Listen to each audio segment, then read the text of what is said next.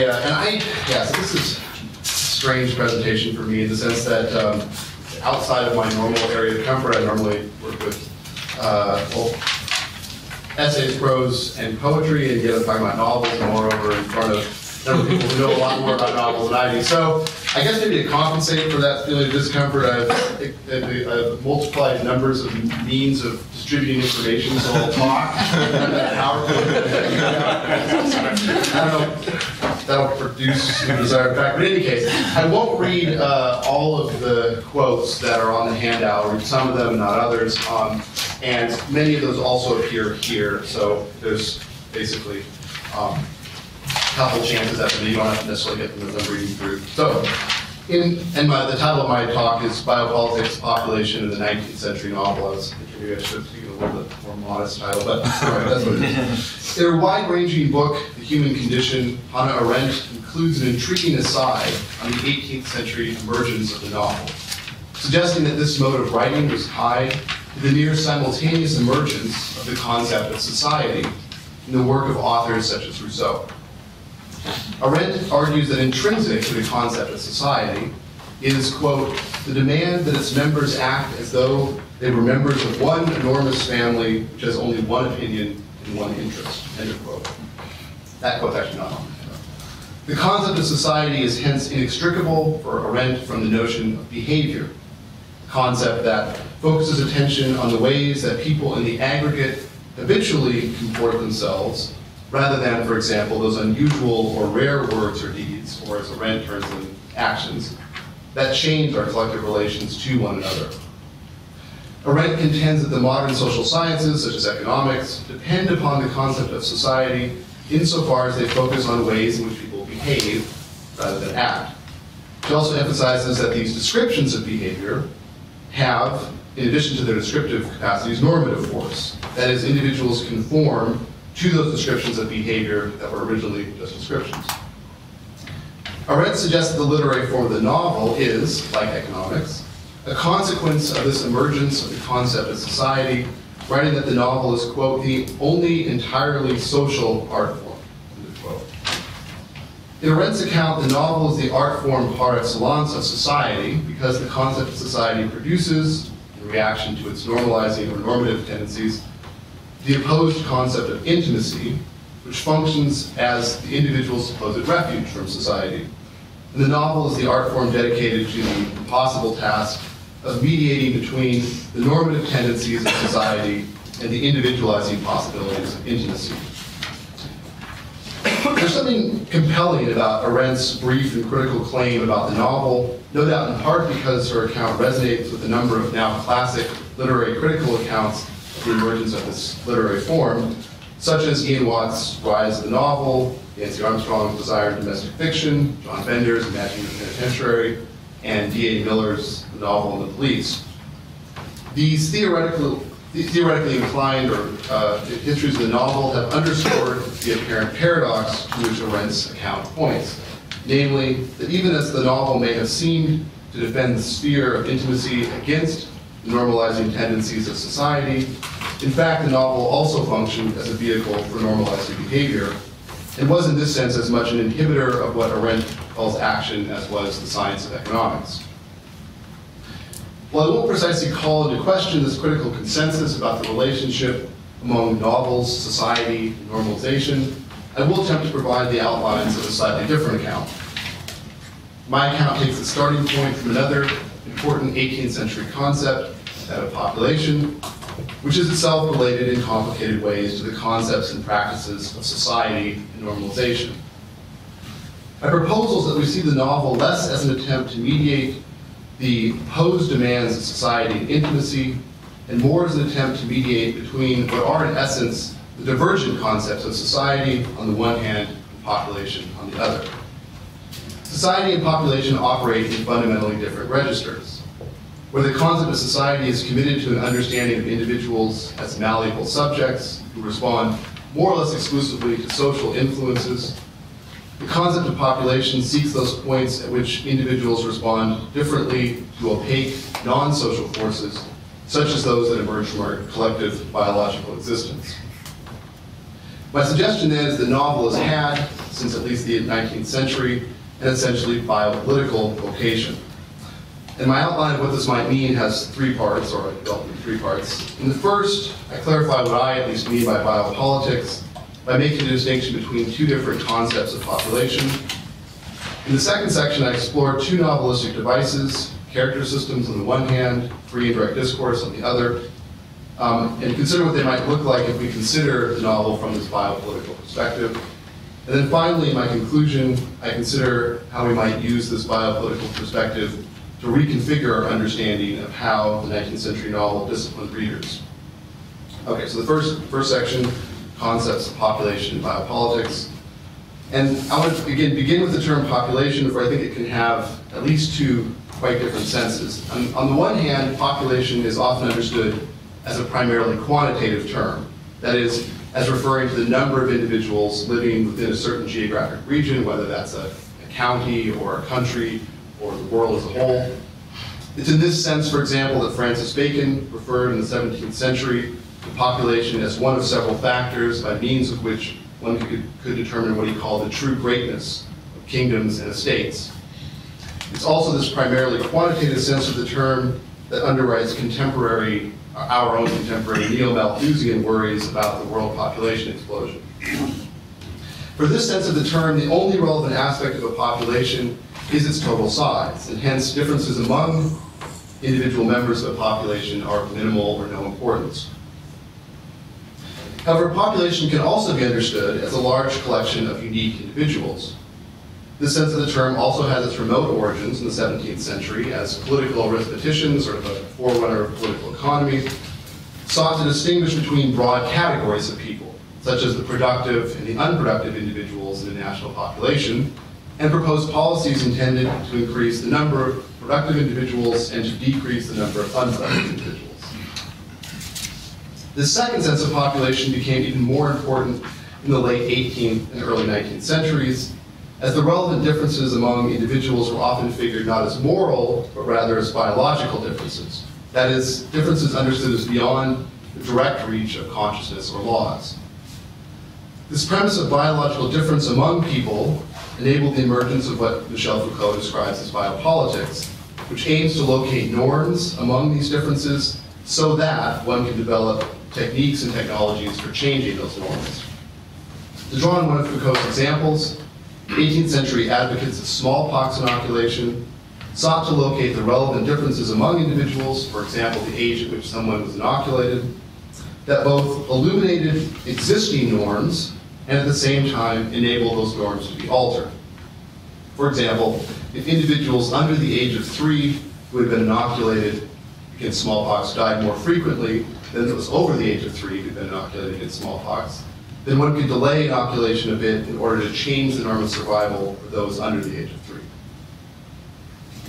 The deep premise of this second concept of population is that a population is a large collection of unique individuals, and that many of these differences among individuals occur outside or beyond the realm of self-conscious choice. A genetically oriented version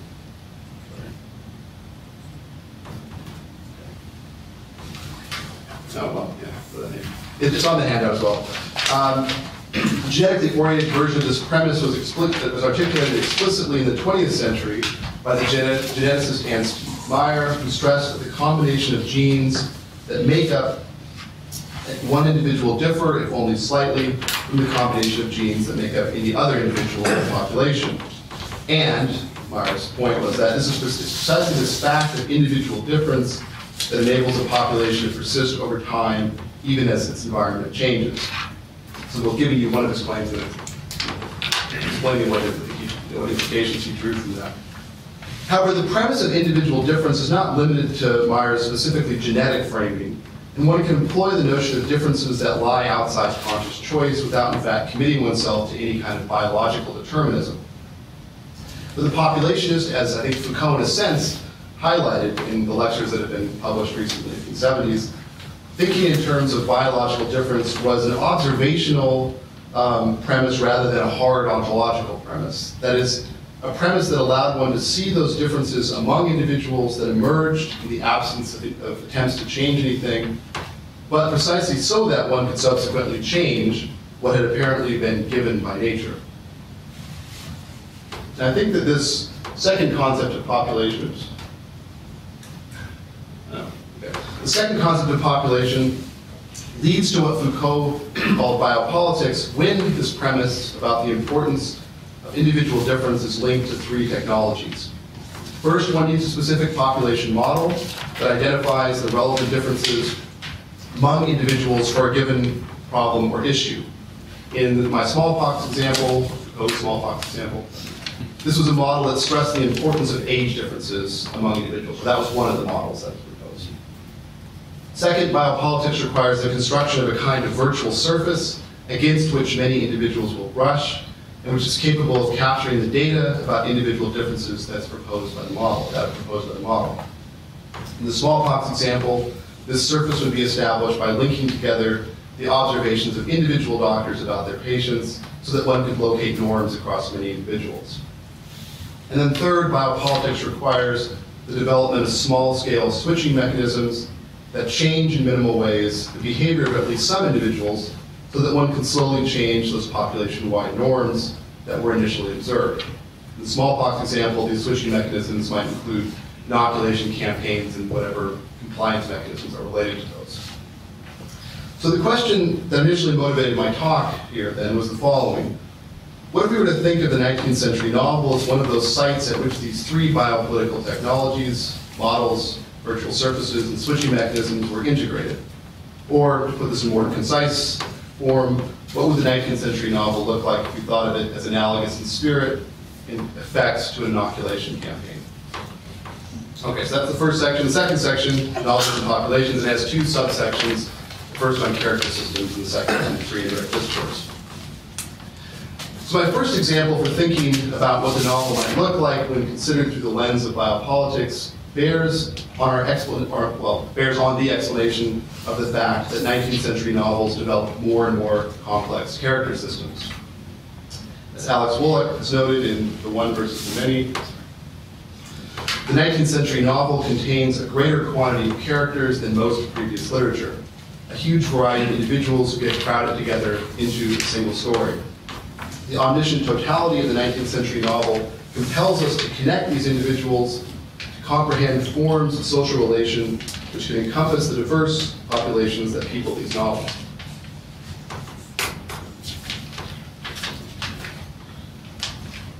And I'm not going to read this whole quote, but I'll try to give you the gist of it.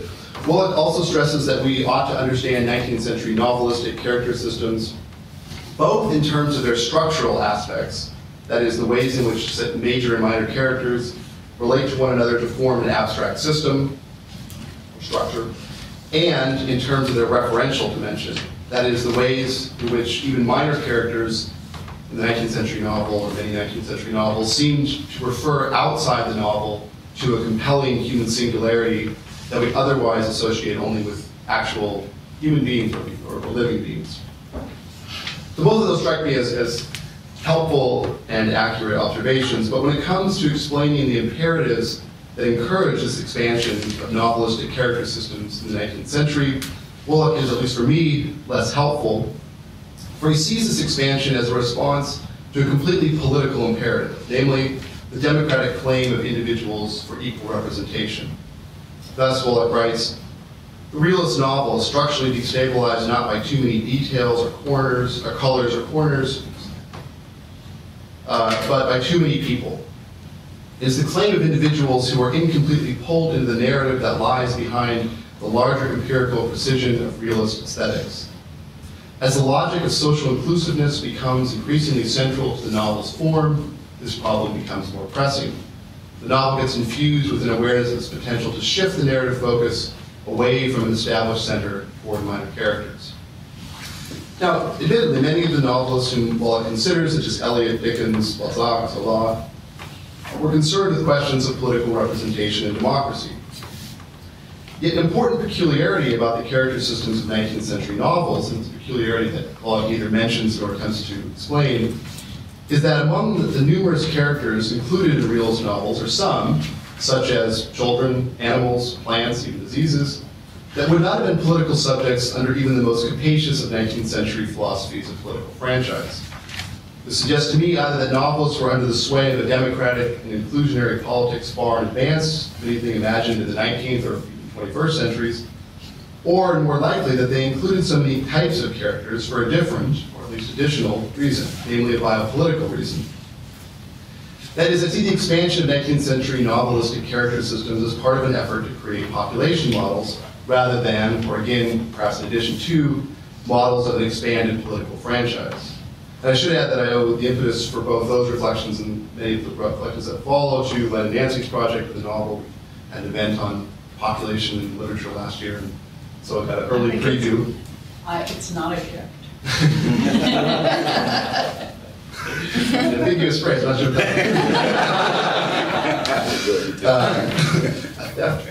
Understanding the inclusion of more and more characters in 19th century novels as a response to an imperative model populations means reconsidering both the nature of the pressure that produced the expansion of character systems and the purpose of an expanded character system. Though Woloch correctly stresses that 19th century novels sought to suggest that even minor characters were unique individuals, we need to understand this uniqueness in ontological rather than solely in political terms. That is, rather than seeing the expansion of character systems in 19th century novels solely as attempts to include more and more voices or perspectives or personalities within a democratic franchise, we should regard character systems as an effort to model the lines of affiliation and connection that run through the human, animal, and vegetable worlds, and along which population level changes are articulated. And probably something like a network is what I'm getting at, I guess. So Thomas... Sounds good. Okay, good. Thomas Malthus had already provided at the end of the 18th century a rather coarse image of these kinds of affiliations between human and non-human agents, stressing an important population dynamic that linked the differing reproductive rate of humans on the one hand to food crops on the other. But where Malthus sought to limit population thinking to the model of a tragic conflict between a major and a minor character, I think it's tragic. It could also be comic, depending on how you look at it. But in any case, probably overly, the point is to have it is to introduce a sense of tragicness between a major and a minor character that is swiftly reproducing humans and more slowly growing wheat. 19th century novelists, perhaps predictably, proved themselves to be far more supple thinkers about the logic of population than did Malthus. Even in the case of food, a far more complex and capacious sense of wheat as a character emerges in novels such as Frank Norris's The Octopus or Thomas Mann's Buddenbrooks. I'm sort of squeezing Thomas Mann into the 19th century novels in 1901, so he was working on it. Novels also included many kinds of animal and non-human agents, such as horses. I'm thinking of, and I have an example of the character of Bataille, Adel, in Zola Germinal, or even diseases. And here one might think of Thomas Mann's Buddenbrooks, in which typhus is given its own characterological sketch in one of the book's later chapters. Understanding character systems as population models thus means both expanding our understanding of the kinds of entities that count as major and minor characters, and understanding a novel's character system as a model of those variables that articulate population norms and along which norms can be changed. To return to Mann's Buddenbrooks, we can say that this novel maps out with clinical detachment those intersections of intergenerational familial dynamics, changing business practices, the vagaries of wheat production to make it possible for a formerly successful commercial family to be completely destroyed or for its destruction to be completed through the coincidence of a deadly case of typhus, a failed crop, and a stroke. Through its heterogeneous character system, Buddenbrooks develops a model of the specific points at which social dynamics and biological exposure can co-determine one another. I want to stress that in describing the expanding character systems of 19th century novels as population models, I'm not suggesting that every novel took an explicit interest in questions of, say, sustenance or disease. Rather, my point is that understanding 19th century novelistic character systems, and especially the implied reference of such character systems to unique individuals, as population models, rather than solely as models of political relations, helps us to account more fully both for the kinds of characters that appear in 19th century novels, as well as for the not entirely social logic that motivates the plots of many 19th century novels.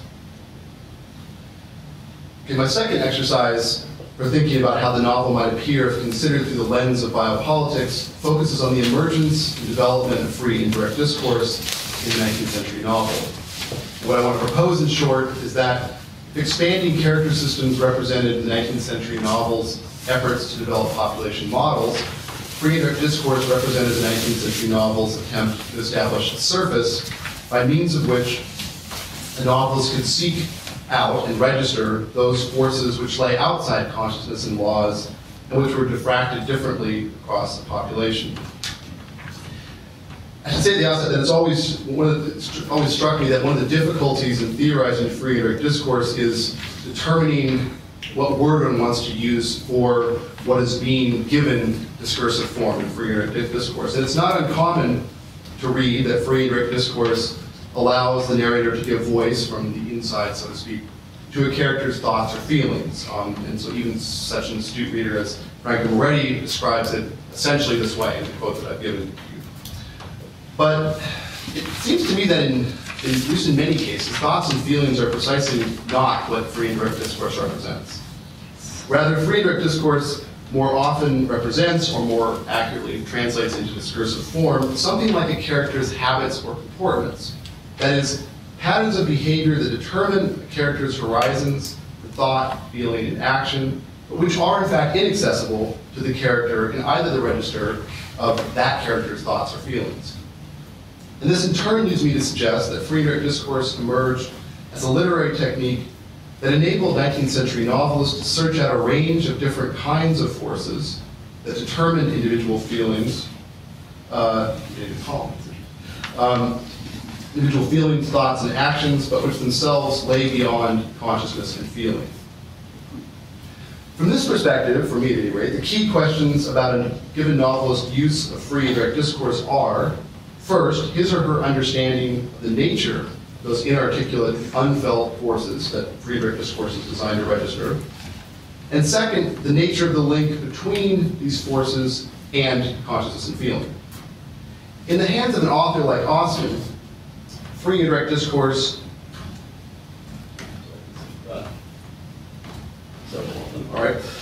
free indirect discourse frequently registers something like unconscious moral comportments. And the purpose of free indirect discourse for Austen is to reveal the ways in which these unconscious moral comportments can become objects of observation for and transformation by the protagonist herself. In Austen's Emma, for example, free indirect discourse reveals to readers at the start of the novel the contours of Emma's unconsciously self-centered behavior. And the novel can come to an end when Emma herself has developed, has matured, to the extent that, were she to read this novelistic account of her life, she could now, by the novel's end, consciously recognize the irony of the passages in free indirect discourse at the start of the novel. So the start of the novel gives us the criteria for the end of the novel, just in the case of Emma. Yet insofar as free indirect discourse functions as a surface for registering the impact of unconscious forces or drives, there is no need for it to be restricted to habits or comportments that can or should become available to a character's consciousness. In the hands of an author such as Émile Zola, here I'm thinking of a novel such as La Bête Humaine, Human Beast, free indirect discourse captures those comportments of characters that emerge from a biological dimension of human existence that Zola describes in terms such as heredity.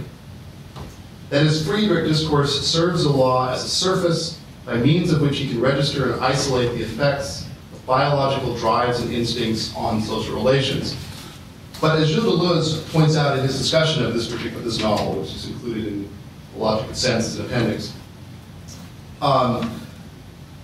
this relationship of biological drives and instincts to social relations in Zola's work must be understood as a non-deterministic relation of biology and consciousness. For what Zola calls heredity only expresses itself through dynamic relationships among characters linked to one another in shifting and unstable character systems, or sort of more directly, shifting and dynamic and shifting interactions among unique individuals that characterize a population. It's not a form of determinism in any easy sense. As a consequence, Zola does not employ free indirect discourse to reveal the transformation of an unconscious moral comportment into consciously chosen acts, but rather to identify the points of intersection between biological forces and dynamic social relations. In articulating these connections, that is, in putting the relationship of biological forces to social relationships into words, Zola's free and direct discourse is less interested in representing what a character thinks or feels than in bringing for the reader into visibility those points at which pressure can be exerted in order to shift, even if only in small directions, relationships between seeming biological givens and more properly social relations.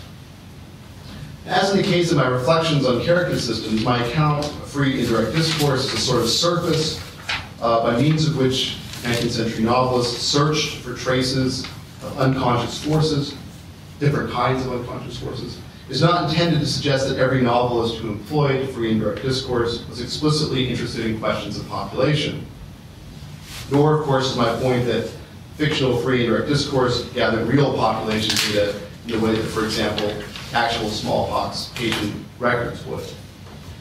Rather, my point is that the technique of free indirect discourse facilitated an experimental attitude among 19th century novelists, encouraging many to explore different kinds of forces that operated outside consciousness and laws, and which were refracted differently, perhaps even differentially, across a population. It seems to me that this biopolitical perspective helps us to make much more sense of the many uses to which free and direct discourse was put in the 19th century than does, for example, Moretti's effort to shoehorn these heterogeneous uses of this literary technique into a dialectical narrative that begins with Austin and ends in modernism. And I haven't given you the whole of that narrative in that quote from Moretti, but it's just basically a half of a paragraph. It's up to modernism. So let me conclude with a final reflection on the relationship between the novel and the market. Where my discussion of character systems focused on the ways in which novels model populations, my account of free and direct discourse emphasized a search among novelists for surfaces that could locate the intersection of non-conscious forces and conscious action. My discussion of the market is oriented toward the question of how novels could serve as mechanisms for nudging people such that new norms could be established. So from its origin in the 18th century, the novel has been a fundamentally market-driven literary form, but it's not always been easy for literary critics to know what to do with this fact. Perhaps as a consequence, we've tended to employ a sense of the market that is both a bit underdeveloped and a bit peculiar, in the sense that we often present the market as something like a broadcast medium. That is, a technology that sends out the same message to anyone with a receiver. I see something like this premise at work whenever a literary critic justifies, either explicitly or not, an analysis of a novel with an observation about the bestseller status of that work. The idea seems to be that the more copies of the novels were sold, the greater its reach and influence. And there is something right about that idea, but it nevertheless ignores what strikes me as an absolutely vital aspect of the 19th century novel market for novels, namely the process of internal differentiation that created scores and scores of new genres and encouraged the development of readers who were attached to only some of those subgenres, that is, the emergence of the genre reader. Franco Moretti captures a bit of this dynamic in his analysis of the emergence and then extinction of novelistic subgenres such as the anti-Jacobin novel, the evangelical novel, and so on, all of these, I'm not sure if you can read this, but all of these different subgenres that none of us know anything about it unless we actually study the novel. What's that? They're both. Well, the category can be bogus, but in any case, the point is that these names have been given to all these nautical tales and Newgate novels and so on. And so, perhaps not coincidentally, Moretti seeks to explain this phenomena by analogy with what the geneticist Ernst Mayr, the same one I mentioned earlier, calls speciation. That is, the emergence of new species as biological populations establish separate niches within an environment. Thus, Moretti suggests that novelistic subgenres are analogous to biological species that branch out into, but are also extraordinarily dependent upon, slight changes in ecological niches. But what is peculiar about Moretti's account, the account that is connected to this chart, and no doubt a function of his commitment to an image of violent competition among genres, his slaughterhouse of history, is the exclusively diachronic nature of, not precisely his image of the market here, not the visual image, but his image of the market that comes across in his account. His account is intended to underscore, in other words, the elimination of one subgenre by the next. But what is arguably of more importance in his account and his image is the fact that multiple subgenres exist at the same time. This is important because it emphasizes that the work of the novel as a literary type is actually not premised on a single novel reaching every reader, or even a single genre reaching every reader, but rather on a given novel reaching only subpopulations of readers. Hence, while we do not need to give up the idea that novels discipline readers into adapting normative social behaviors, we would need to understand that project as refracted into multiple modes of discipline that are articulated along the lines of a population logic, not along the population, but along population logic. This in turn underscores the extraordinary self-reflexivity of the novel as a biopolitical technology, for, so my account goes, the novel not only seeks to model population dynamics within its content, but in addition depends for its population level effects on the population logic of the market itself. This might, I think, give us another way to understand the emergence of new genres, namely as attempts by novelists to reconfigure the existing distribution of readers into subpopulations of readers. Now, lest it seem that I'm somehow naturalizing the market, I want to stress that I see population logic as much more fundamental than market logic. Or to put this another way, the liberal concept of the market is simply one expression, one instance of an attempt to channel something like population logic rather than its explanation or truth. The liberal concept of the market that first emerged in the 18th century is indeed premised on individual difference, in the sense that each individual is understood as possessing his or her own idiosyncratic desires for commodities, and the role of the market is to produce, this is the idea, is to produce collective good by enabling individual choice. However, this market form of difference is only one form of individual difference, and, as 19th century novelists were well aware, not a particularly deep form of individual difference at that, even if it had become a socially important form. From this perspective, this is my final sentence, or the last clause of my final sentence, we can see 19th century novels as employing one form of population logic, the market, in order to promote much more capacious population models and possibilities for changing norms of behavior. Thanks.